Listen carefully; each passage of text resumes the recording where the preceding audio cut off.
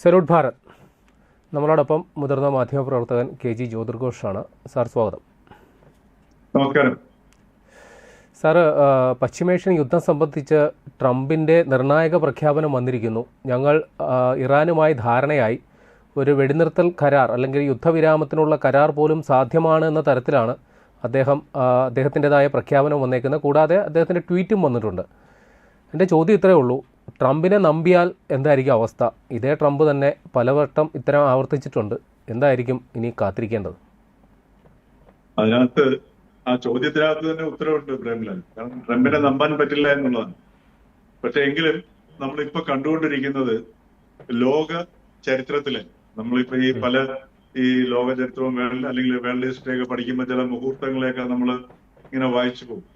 എന്ന് പറഞ്ഞതുപോലെ ലോക ചരിത്രത്തിൽ തന്നെ വളരെ എന്താ പറയുക, ഒരു വിചിത്രമായ ഒരു മുഹൂർത്തത്തിന് നമ്മളെല്ലാം സാക്ഷ്യം വഹിക്കുകയാണ് ചെയ്യുന്നത്. കാരണം ഇന്നലെ ട്രംപ് പറയുകയുണ്ടായി, ഈ കഴിഞ്ഞ ഒരു രാത്രി കഴിയുമ്പോഴത്തേക്ക് ഇറാനെ തകർത്ത് തരിപ്പണമായിരുന്നു.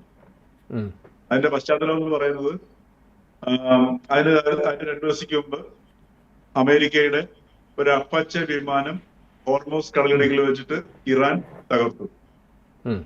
തകർത്തിട്ടുള്ള അത് അവരുടെ ഈ വേൾഡ് ട്രേഡ് സെന്ററിന് അടിയേറ്റതുപോലെ മറ്റൊരു അടിയാണ് ഈ അപ്പച്ച വിമാനം ഈ ഹോർമോസ് കടലിടുക്കിൽ വെച്ചിട്ട് തകർത്തിട്ടു എന്ന് പറയുന്ന സാധനം.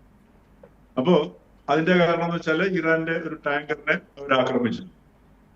അപ്പൊ ഈ ഒരു പശ്ചാത്തലത്തിൽ ഈ ഇറാൻ തകർക്കും എന്ന് പറഞ്ഞതോടൊപ്പം തന്നെ ട്രംപ് പറയുന്നുണ്ട് ഞങ്ങൾ നെഗോഷിയേഷൻ നടത്തിക്കൊണ്ടിരിക്കുകയാണ്. പക്ഷേ തുടർന്ന് ഇറാൻ ചെയ്തെന്ന് വെച്ചാൽ അവിടെ ഗൾഫ് രാജ്യങ്ങളിലെ ബഹ്റൈൻ, ജോർദാൻ, കുവൈറ്റ് തുടങ്ങിയിട്ടുള്ള ഇറാഖ് ഇവിടെയുള്ള അമേരിക്കൻ ബേസുകളിലേക്ക് തകർത്ത രീതിയിലുള്ള ആക്രമണമാണ് നടത്തിയത്. അതോടൊപ്പം തന്നെ ഇസ്രായേലിലും അവിടുന്ന് ഹൂതികളും അത്യാവശ്യം ചെയ്യുന്നുണ്ട്, ഹിസ്ബുള്ളയും അവിടുന്ന് ചെയ്യുന്നുണ്ട്. അപ്പൊ പശ്ചിമേഷ്യ ശരിക്കും പറഞ്ഞാൽ ഒരു തകർക്കപ്പെടുന്ന ഒരു അവസ്ഥയിലേക്ക് എത്തുന്നു. അതോടൊപ്പം തന്നെ അമേരിക്കയ്ക്ക് പിടിച്ചു നിൽക്കാൻ പറ്റുന്നില്ല, ആഭ്യന്തരമായിട്ട് പിടിച്ചു നിൽക്കാൻ പറ്റുന്നില്ല. അതുകൊണ്ടാണ് ട്രംപ് ഈ ഇറാനെ തകർക്കുമെന്ന് പറഞ്ഞതിനോടൊപ്പം തന്നെ അദ്ദേഹം പറയുകയുണ്ടായി ഞങ്ങൾ നെഗോഷിയേഷൻ നടക്കുന്നുണ്ട്. ഇപ്പൊ ഏറ്റവും ഒടുവിൽ ശരിക്കും പറഞ്ഞു കഴിഞ്ഞാൽ തോറ്റു തുന്നം പാടുക എന്ന് പറയുന്ന ഒരു ശബ്ദമാണ്, ആ ഒരു ടോണാണ് ഇപ്പോ അമേരിക്കൻ പ്രസിഡന്റ് ട്രംപിന്റെ വാക്കുകളിലൂടെ അദ്ദേഹത്തിന്റെ ഈ സാമൂഹ്യ മാധ്യമങ്ങളുടെ ട്വീറ്റിലൂടെ ഇപ്പൊ നാം മനസ്സിലാക്കുന്നത്. അതായത് ഡീഎസ്കലേഷന് വേണ്ടിയിട്ട് ഞങ്ങൾ പ്രവർത്തിക്കുന്നത് കാരണം ഇതാ ഞങ്ങളുടെ കരാർ ഏതാണ്ട് ആയി കഴിഞ്ഞു എന്ന അവസ്ഥയിലാണ് അമേരിക്ക പറഞ്ഞിരിക്കുന്നത്. അതേ സമയത്ത് ഇറാൻ പറഞ്ഞിരിക്കുന്നത് എന്താണ്? യാതൊരു കരാറുമായിട്ടില്ല എന്ന് പറയുന്നു, യാതൊരു ധാരണയുമായിട്ടില്ല എന്ന് പറയുന്നു. അപ്പൊ ഇവിടെ ഇറാന്റെ നമ്മൾ കഴിഞ്ഞ ദിവസത്തെ ചർച്ചയിലും പറയുകയുണ്ടായി, ഇറാൻ പറയുന്നത് അതേപോലെ തന്നെ പ്രവർത്തിക്കുകയും ചെയ്യുന്നു. അവർ പറഞ്ഞു തങ്ങളുടെ മേൽ ആക്രമണം ഉണ്ടായി കഴിഞ്ഞാൽ അത് കഠിനമായിരിക്കും, ഇതുവരെ കണ്ടിട്ടില്ലാത്ത വിധത്തിലുള്ളതായിരിക്കും എന്ന് പറഞ്ഞു. ഏതാണ്ട് കഴിഞ്ഞ 48 മണിക്കൂറിനകം ലോകം കാണുന്നത് ഇതുവരെ കണ്ടിട്ടില്ലാത്ത രീതിയിലുള്ള ആക്രമണമാണ്. അതായത് ഇപ്പം കുവൈറ്റിന്റെ ടെർമിനൽ 1 എന്ന് പറയുന്നത് മുഴുവൻ തകർത്ത് കളഞ്ഞു.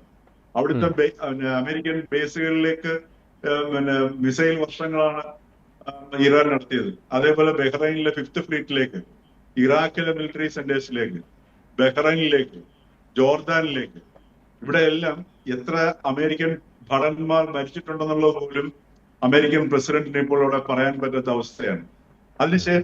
അതിന്റെ ഒപ്പം തന്നെയാണ് കഴിഞ്ഞ ദിവസം ട്രംപ് പറഞ്ഞത്, ഞങ്ങള് ഇറാൻ അറിയാതെ രാത്രിയില് ട്രാൻസ്പോണ്ടറും എല്ലാം ഡൗൺ ആക്കിയിട്ട് ഞങ്ങള് 100 ബില്യൺ ബാരൽ എണ്ണ അവിടുന്ന് ഞങ്ങള് ഗൾഫിൽ നിന്ന് കടത്തി നാട്ടിലേക്ക് കൊണ്ടുവന്നിട്ടുണ്ടെന്ന് പറഞ്ഞു. അത് അവിടുത്തെ എനർജി സെക്രട്ടറി ക്രിസ് റൈറ്റ്, പക്ഷെ അദ്ദേഹം അത് കൺഫേം ചെയ്യുന്നില്ല. ഒന്ന് ആലോചിച്ച് നോക്കണം. കോൺഗ്രസില് ചോദ്യത്തിന് ഉത്തരമായിട്ട് ക്രിസ് റൈറ്റിന് അവിടെ മറുപടി ഇല്ലാതെ കുഴങ്ങുന്ന ചിത്രമാണ് ലോകം കണ്ടത്. അത് മാത്രമല്ല, അത് പാർഷ്യലി കറക്റ്റ് ആണെന്നാണ് ഇപ്പോൾ അമേരിക്കൻ മാധ്യമങ്ങളും അമേരിക്കൻ ഔദ്യോഗികമായിട്ട് പോലും പറയുന്നത്. ട്രംപിനെ തള്ളിപ്പറയാൻ നിവൃത്തിയില്ല, അതേ സമയത്ത് ട്രംപ് പറഞ്ഞതിനെ അക്സെപ്റ്റ് ചെയ്യാൻ നിവൃത്തിയില്ല. എന്നിട്ടും പറയുന്നു അങ്ങനെയാണെങ്കിൽ പോലും 100 ബില്യൺ, അതായത് 10 കോടി എണ്ണ ബാരലുകൾ കടത്തിയിട്ടുണ്ടെങ്കിൽ പോലും യുദ്ധത്തിന് മുമ്പുണ്ടായിരുന്നതുമായിട്ട് കമ്പയർ ചെയ്യുമ്പോൾ ഒരു 1% പോലും വരുന്നില്ല എന്നൊക്കെയുള്ള വിശകലനങ്ങളും ഒക്കെയാണ് വന്നുകൊണ്ടിരിക്കുന്നത്. അപ്പൊ ഈ രീതിയിൽ ഒരു കളവ് പറയുകയും നുണ പ്രചരിപ്പിക്കുകയും തങ്ങളുടെ പരാജയം മറച്ചു വെക്കാനുള്ള പല ശ്രമങ്ങൾ നടത്തുകയും അതോടൊപ്പം തന്നെ അടി ഏറ്റുവാങ്ങുകയും ചെയ്തു. ഇറാന്റെ സകല സംവിധാനങ്ങളും തകർത്തു കളഞ്ഞെന്നാണ് കഴിഞ്ഞൊരു 6-7 ദിവസം മുമ്പ് ആവർത്തിച്ച് ട്രംപ് പറഞ്ഞത്. അവരുടെ കയ്യിലുള്ള ഈ പ്രതിരോധമായിട്ടുള്ള ആയുധങ്ങൾ, ഈ യുദ്ധ വിമാനങ്ങളെ തകർത്താനുള്ളത് ഷോൾഡറിൽ വെച്ചിട്ടിടാനുള്ള സാധനങ്ങൾ അമേരിക്കയുടെ കയ്യിലുള്ളൂ, ഇറാന്റെ കയ്യിലുള്ളൂ എന്നാണ് ട്രംപ് പറഞ്ഞത്. പക്ഷെ ആ ഇറാന്റെ മുമ്പിൽ നിന്നാണ് അവരുടെ അപ്പാച്ച വിമാനം അവിടെ തകർത്തിട്ടിരിക്കുന്നത്. അപ്പൊ ഈ ഒരു സാഹചര്യത്തിൽ ഇനി ഇറാൻ പറയുന്നിടത്ത് ഒപ്പിട്ട് ഒരു കരാറിലേക്ക് പോവുക എന്നുള്ളതല്ലാതെ ഈ യുദ്ധത്തിന്റെ അവസാനത്തിന് യാതൊരു വഴിയുമില്ല എന്നുള്ള ഒരു ഘട്ടത്തിലേക്ക് എത്തി നിൽക്കുന്നു. അതോടൊപ്പം തന്നെ ഇസ്രയേലിനും മനസ്സിലായി ഇത് അപകടകരമായ കളിയാണെന്ന് മനസ്സിലായിരിക്കുന്നു. കാരണം ഇത് റെഡ് സീയും അടച്ചു, ഇപ്പൊ ഹൂതികൾ റെഡ് സീയും അടച്ചിട്ടുണ്ട്. അതോടൊപ്പം തന്നെ ഹിസ്ബുള്ളയുടെ ഭാഗത്തു നിന്നും ആക്രമണം ശക്തമായിട്ട് വരുന്നുണ്ട്. ഇറാന്റെ 3 ഭാഗത്തു നിന്നുമാണ് ആക്രമണം, ഇസ്രയേലിന്റെ 3 ഭാഗത്തു നിന്നുമാണ് ആക്രമണം അവിടേക്ക് വന്നുകൊണ്ടിരിക്കുന്നത്. അപ്പൊ ഈ ഒരു പശ്ചാത്തലത്തിൽ എനിക്ക് തോന്നുന്നു ഏറ്റവും ഈ ഒടുവിലത്തെ ട്രംപിന്റെ ഈ ഒരു സാമൂഹ്യ മാധ്യമങ്ങളിലുള്ള പ്രഖ്യാപനം അത് ഒരു പരാജയ സമ്മതമാണ്, തുറന്ന പരാജയ സമ്മതമാണ്. അതോടൊപ്പം തന്നെ ഇത് ഈ ഒരു ട്രംപിന്റെ വാക്കുകൾ ഒരു പക്ഷേങ്കിൽ 1-2 ദിവസത്തിനകം യാഥാർത്ഥ്യമാകാനുള്ള സാധ്യതയാണ് കൂടുതൽ കാണുന്നത്. കാരണം അപ്പാച്ചെ വിമാനം തകർന്നതോടുകൂടി 43 യുദ്ധവിമാനങ്ങളാണ് അമേരിക്കയുടെ ഈ ഇറാനുമായിട്ടുള്ള യുദ്ധത്തിൽ തകർന്നിരിക്കുന്നത്. അതായത് $3 ബില്യൺ യുദ്ധവിമാനങ്ങളാണ് തകർന്നിരിക്കുന്നത്. ഇതിനെല്ലാം അമേരിക്കൻ ജനതയോട് ഉത്തരം പറഞ്ഞേ പറ്റൂ. മാത്രമല്ല $200 മില്യൺ തന്നെ നിർമ്മാണ ചെലവുള്ള വിമാനങ്ങൾ തൊട്ട് ഈ അപ്പാച്ചയുടെ എനിക്ക് $120 മില്യൺ ആണ് തോന്നുന്നത് എന്റെ മൊത്തത്തിലുള്ള ചെലവെന്ന് പറയുന്നത്. അത്രയും വലിയ യുദ്ധവിമാനങ്ങളാണ് ഈ ഇറാൻ ഇപ്പോൾ തകർത്തിട്ടിരിക്കുന്നത്. അപ്പൊ അതുകൊണ്ട് എനിക്ക് തോന്നുന്നു ഈ ഒടുവിലത്തെ സന്ദേശത്തെ നമുക്ക് ഏകദേശം വിശ്വസിക്കാവുന്ന ഒരു അവസ്ഥയിലേക്കാണ് എത്തി നിൽക്കുന്നത്. എനിക്ക് തോന്നുന്നു 1-2 ദിവസം ഒരു പക്ഷേങ്കിൽ ഈ കരാറ് യാഥാർത്ഥ്യമാക്കിയേക്കും. അതല്ല എങ്കിൽ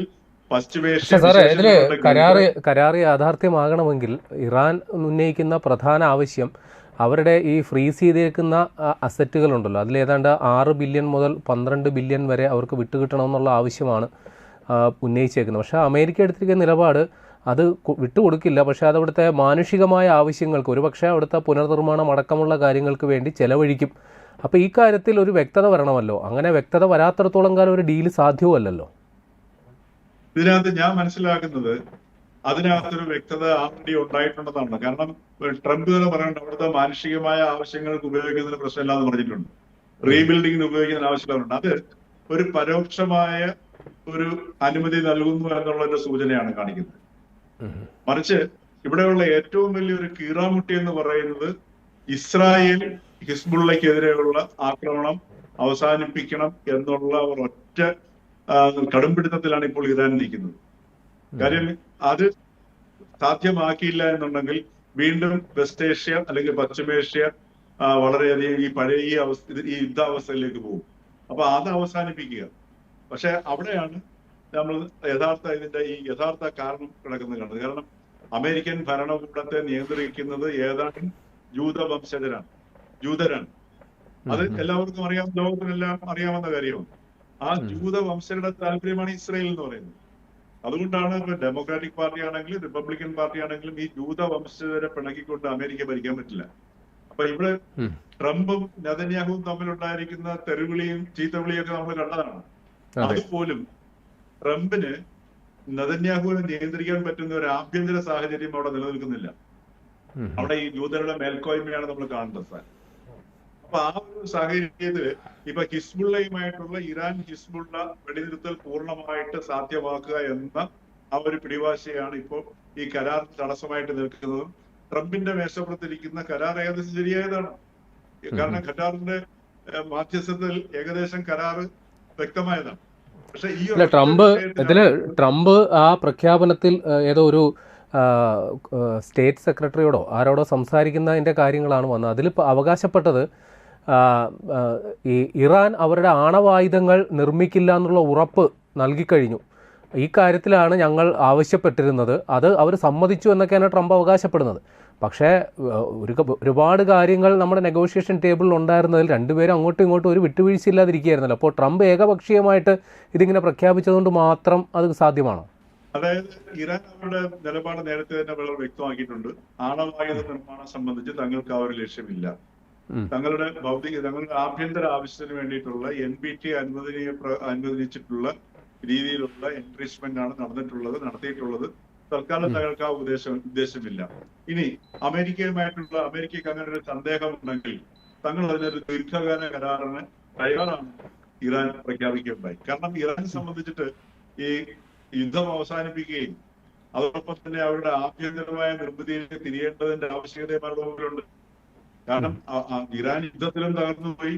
കഴിഞ്ഞ 47 വർഷമായിട്ട് ലോകത്തിൽ നിന്ന് ഒറ്റപ്പെട്ട് അവർ തകർന്നിരിക്കുകയാണ്. അപ്പൊ അവർക്കും ഏറ്റവും അത്യാവശ്യമാണ് ഈ യുദ്ധം അവസാനിച്ച് ആഭ്യന്തരമായ വികസനത്തിലേക്ക് നിർമ്മിച്ച ഈ തകർച്ചകൾ നേരിട്ടിട്ട് അതിനെ ഓവർകം ചെയ്യാൻ.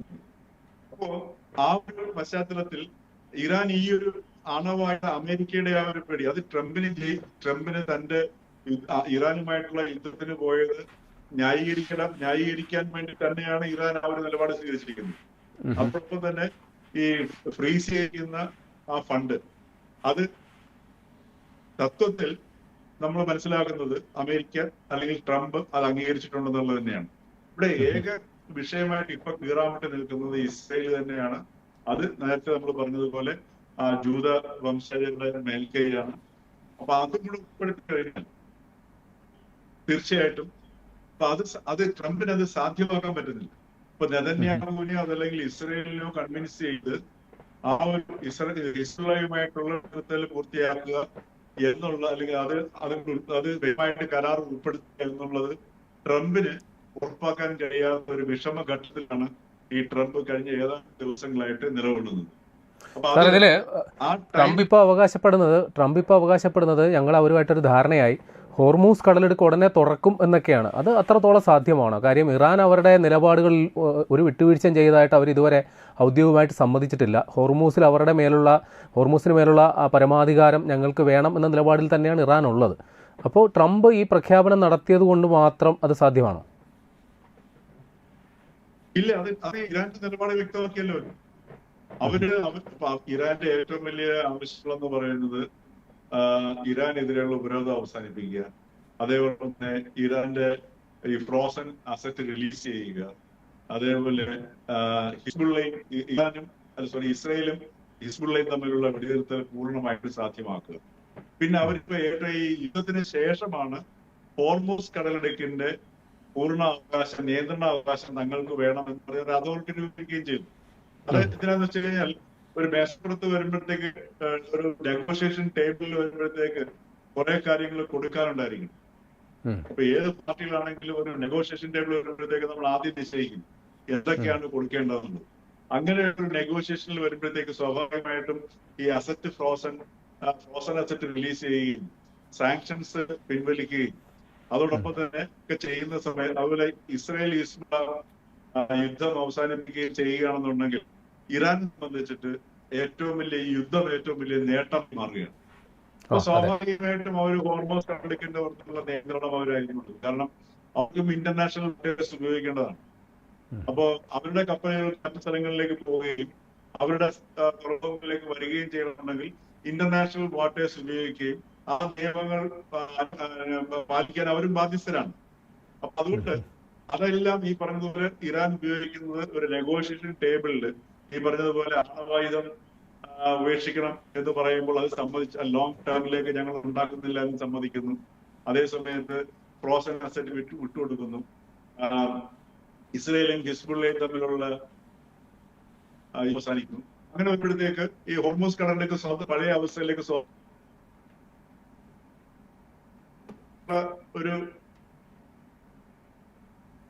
അപ്പൊ അത്തരത്തിൽ വരുന്ന സമയത്ത് ഇറാൻ അന്താരാഷ്ട്ര സമൂഹവുമായിട്ട് ചേരുന്ന ഒരവസ്ഥയും അതോടൊപ്പം തന്നെ അവർക്ക് മുന്നോട്ട് ആഭ്യന്തരമായി നേരിടുന്ന പ്രശ്നങ്ങളിൽ ശ്രദ്ധ കേന്ദ്രീകരിച്ച് രാജ്യത്തെ മുന്നോട്ട് കൊണ്ടുപോകാൻ ഉള്ള അവസരങ്ങളിലേക്ക് മാറുകയും ചെയ്യും. അപ്പൊ ഇത് തന്നെയാണ് ഇറാന്റെ ഒരു ലക്ഷ്യം. അത് വളരെ വ്യക്തമായിട്ട് അവര് തുടക്കം മുതൽ പറയുന്നുണ്ട്, ഇപ്പോഴും പറയുന്നുണ്ട്. പക്ഷെ ഇനിയും ആക്രമണം ഉണ്ടായിക്കഴിഞ്ഞാൽ ഈ കഴിഞ്ഞ 48 മണിക്കൂറിനകം കണ്ട ആക്രമണമായിരിക്കില്ല ഇനി ഉണ്ടാവുന്നത് എന്ന് മാത്രമല്ല, ഇപ്പൊ ഇന്നലെ യൂറോപ്യൻ രാജ്യങ്ങൾക്കും ഇറാൻ മുന്നറിയിപ്പ് കൊടുത്തു. നിങ്ങളുടെ ജീവിതവും ഇതിനകത്ത് ഈ രീതിയിൽ നിശബ്ദത പാലിക്കുകയാണെന്നുണ്ടെങ്കിൽ നിങ്ങളുടെ ജീവിതം ബുദ്ധിമുട്ടിലാകും എന്ന്, അവിടെയും അസുരക്ഷിതമാകും എന്ന് ഇറാൻ മുന്നറിയിപ്പ് കൊടുത്തിട്ടുണ്ട്. അപ്പൊ അതുകൊണ്ട് ആഗോള സമ്മർദ്ദവും അമേരിക്കയുടെ പുറത്തേക്ക് വന്നു വീണുകൊണ്ടിരിക്കുകയാണ് ചെയ്യുന്നത്.